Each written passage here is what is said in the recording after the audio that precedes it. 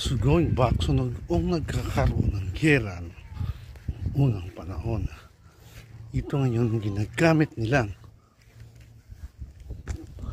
ayan, cannon. Kung kikita mo doon sa unahan, ayan, kita mo yung kabilang side. Ayan, ito.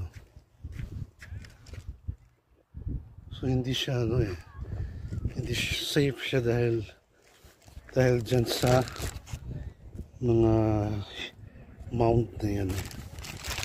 So hindi nakikita kung sino yung nagpapaputok. Ayan.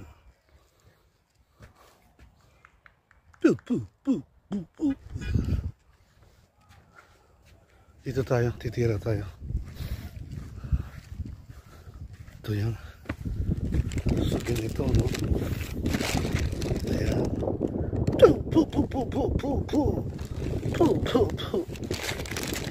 So ganun sila tumitira dati ng kano, no?